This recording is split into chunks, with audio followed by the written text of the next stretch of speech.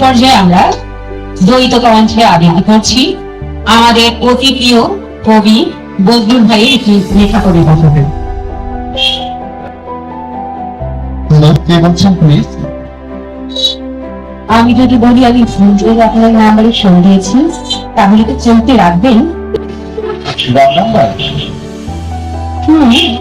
কিন্তু রং নাম্বারে তো কখনো ঠিক নাম্বার হয়ে যায়, তাই না? মানে ঠিক বুঝলাম না। মানে হয়তো এই ভুল ফোনটাই আমাদের পরিচয় করিয়ে দিল।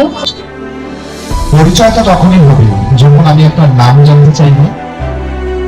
নাম জানলে কি পরিচয় হয়? না, কিন্তু নাম না জানলে পরিচয়টা অপূর্ণ থেকে যায় না।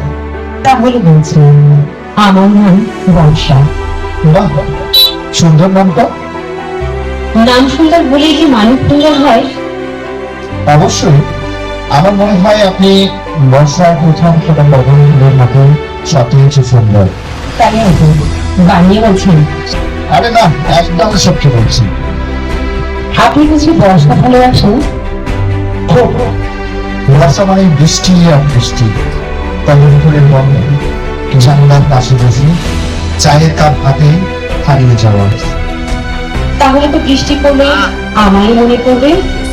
হ্যাঁ, বৃষ্টি এলেই মনে পড়বে। শত শত বৃষ্টিতে বর্ষাকে খুঁজে নিতে না হয়। কিন্তু বর্ষা তো আসলে চলে গেল। তাহলে কি আপনিও চলে যেতে চান? না, কিন্তু যদি হারিয়ে যায়? যদি হারিয়ে যান তাহলে মেঘের আড়ালে লুকিয়ে থাকা জানিয়ে মতো আপনাকে খুঁজে পাবো। বৃষ্টির শীতল হাওয়ায় আপনার অস্তিত্ব অনুভব করবো।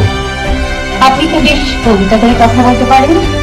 আমি আপনার সঙ্গে যখন কথা বলি তখন আমার প্রতিটি শব্দ কবিতা হয়ে যায়।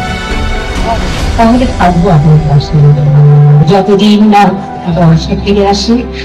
আর আমিও অপেক্ষা করবো যতদিন না আপনি বর্ষা হয়ে নামেন, প্রথম বৃষ্টির ফোঁটা হয়ে আমার হৃদয়কে ভিজে না যাবে। তাহলে কি আমাদের গল্প শেষ এখানে? না, যতদিন আকাশে বৃষ্টি নামে, যতদিন বাতাস কদম ফুলের ঘ্রাণ নেই আমার নাকে পৌঁছবে, ততদিন আমাদের গল্প চলবে। ততদিন আমাদের গল্প চলবে। ততদিন আমাদের